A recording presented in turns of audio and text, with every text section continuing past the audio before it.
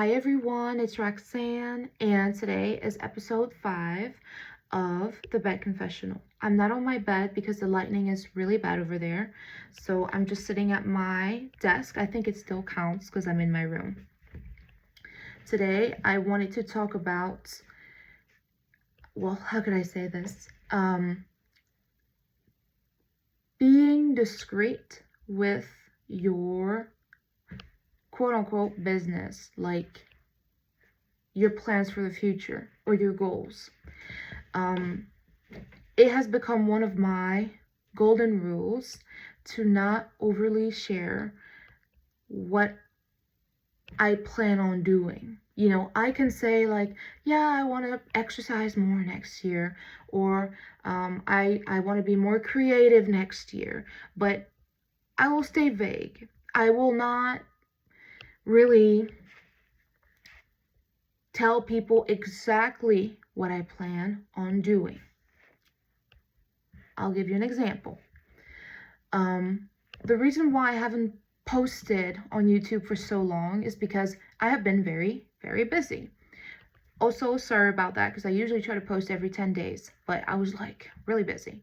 Last month I was in the US helping my dad with some stuff, but I've also been very busy with my plans for January 2025. Now that they're concrete and I know they're going to happen, I can share, but I usually don't share until I'm 100% sure it's going to happen and nothing could get in my way.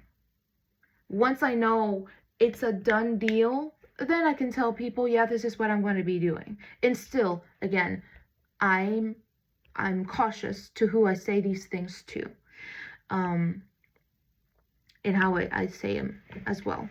So I've been accepted in a very good school next year in Bangkok for my second year of master's degree in international marketing. So in January, well, actually end of December, but I'll be flying out to Bangkok and at least be staying there for a year. I don't know if I'll be staying there longer, if I'll be coming back to France, going to the US, somewhere else. I don't really know. I'll see next year what kind of opportunities present themselves to me. But the moment I started working on this project, and I've been working on it for like 7-8 months now, I didn't share with anyone.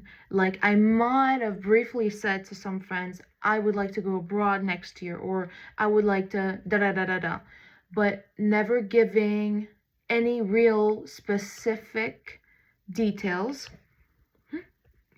Sorry, I have a little hiccup, sorry.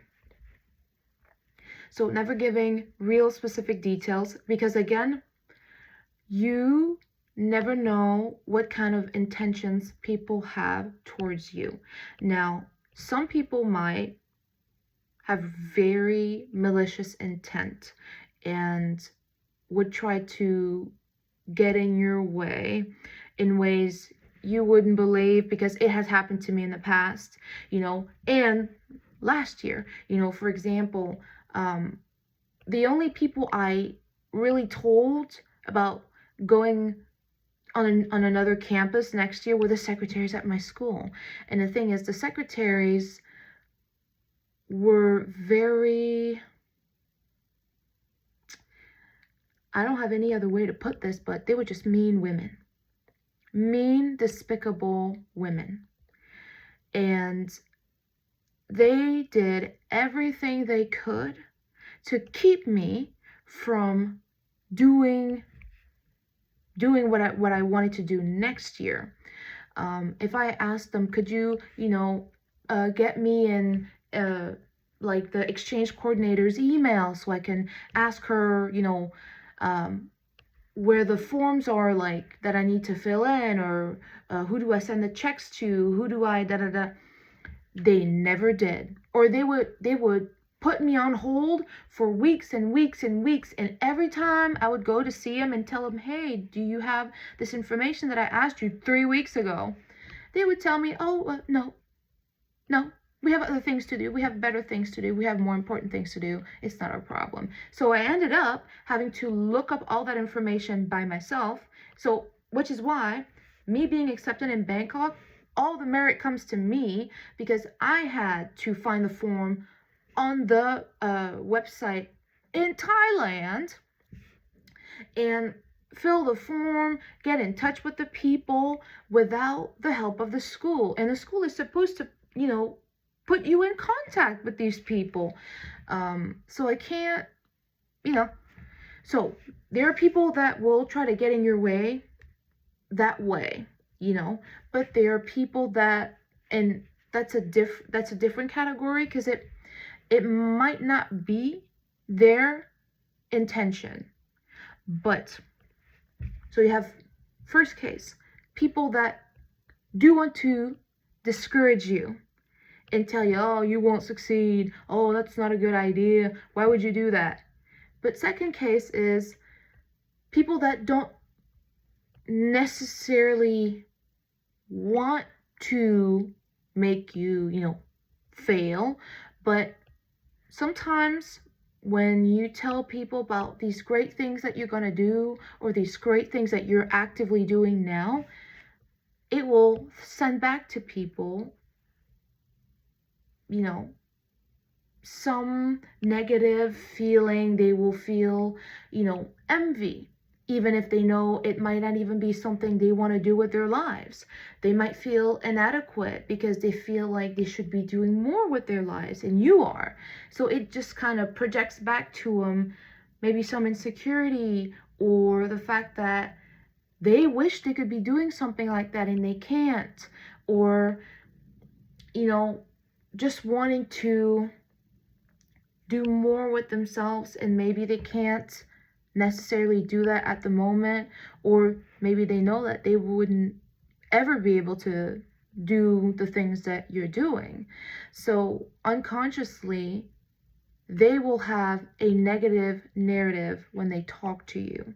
So even if it's not their intent, if you tell them about, oh, I'm doing this, I'm doing that, oh, okay, well, be careful, or, oh, okay, well, that sounds very nice.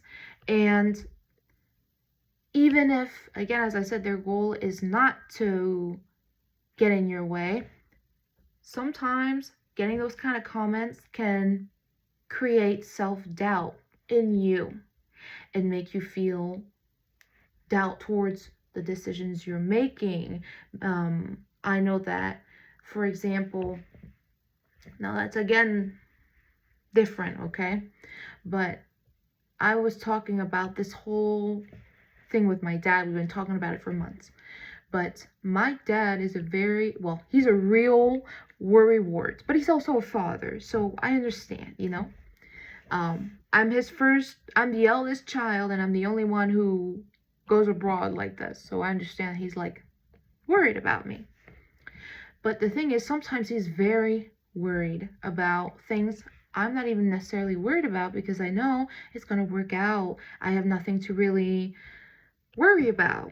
And the fact that he keeps talking about these things, now I can feel are impacting me.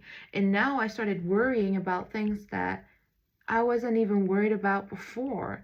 So I had to have this sit down conversation with him, and I told him, I really appreciate your advice and I appreciate you looking out for me and being worried about me, but I can feel that it's impacting me, and your anxiety is now becoming my anxiety. So in this case, my dad is absolutely not trying to get in my way. My parents are big supporters of really anything that I do. But it's just, that's why I told my dad, being cautious about those little comments, because, it was making me feel anxious in a way that I shouldn't, like it's a great new adventure, new opportunity. But to come back to my previous example, yes, some people, and I've had those friends in the past, I've detached from them a long time ago, but I had some friends in the past that would have, been super negative. Why would you ever do that? Why would you ever leave? It's not for you. But The moment you think, okay, they tell me it's not for me, I'm not going to do it, they would be doing that the next month. It's insane. I've had friends like that, who would tell me, why are you doing this? Make me doubt my decision. I end up not doing it. And the month after, that's exactly what they would be doing. Or friends that keep telling me, or projecting their own insecurities on me, telling me, oh, but isn't that too hard? Like, you would never be able to do it. What they actually mean is, I would not be able to do it. That's what it really means. But when I was younger, I couldn't necessarily tell the difference. So I would get all worked up, all anxious, and sometimes I just wouldn't do it in the end. So I don't have many regrets. I don't really think I regret anything, because in the end, things are working out pretty good for me. If things didn't happen, then so be it. The things that I'm doing today make me feel fulfilled and happy. But again, I keep to myself. If I share the things I'm going to be doing, I will share them with my close friends, always my parents, because I have a very good relationship with my parents. So I share everything with them. But only with close friends, I might give a little more details, a little more depth on what I'm going to be doing. But anybody else, either I won't say anything, or I will be very brief. Like, yeah, I'd like to draw more next year. But for example, I wouldn't tell them that I'm doing my own like illustration book. I'm just giving a random example, but I might not share that with them, because again, you never know. You never know. And I also feel like, and I've seen this, I've read this somewhere as well, and I thought that was a very poetic way to put it. But if you say what you're going to be doing out loud, the energy leaves your body. And in the end, you don't end up doing it, because you have released that energy by saying, I'm going to be doing this. Instead, you don't say what you're going to do. You keep that energy. You do what you're going to do. And you succeed, because you've kept that energy and you invested it in what you wanted to do, instead of releasing it because you got a little too excited and you just spoke it out of existence, if I could put it that way, and personally, I like to get my stuff done and then talk about it. It's done. I feel like if I talk about something that I haven't done, it makes me feel upset about myself, because I don't have anything concrete to show you. So I'm talking about something that isn't really like tangible and real yet. So I'd rather wait, get it done, and then say, hey, I did this or I did that. That's just my personal functioning. My modus operandi, as my dad says. So yes, as I said at the beginning, it's a golden rule, keeping those things to yourself. And also, you have people who will, behind your back, say things like, oh, she'll never be able to do it, or na. Again, you don't want to give people things to talk about. You don't want to give people information they can use against you. You don't want that. Don't feed the flames,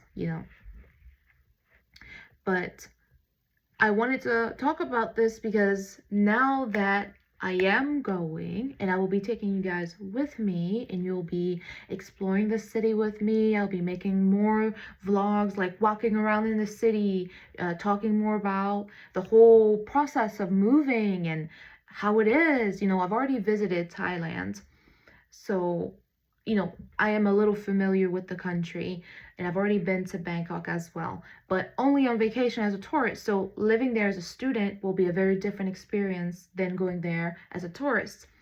But I am so thrilled, so excited, so grateful that I'm doing this. Like, you can't even believe how excited I am. But so sorry, because I'm kind of all over the place. I'm sorry. I'm still kind of getting comfortable to like filming myself and talking on camera. I'm not used to it yet.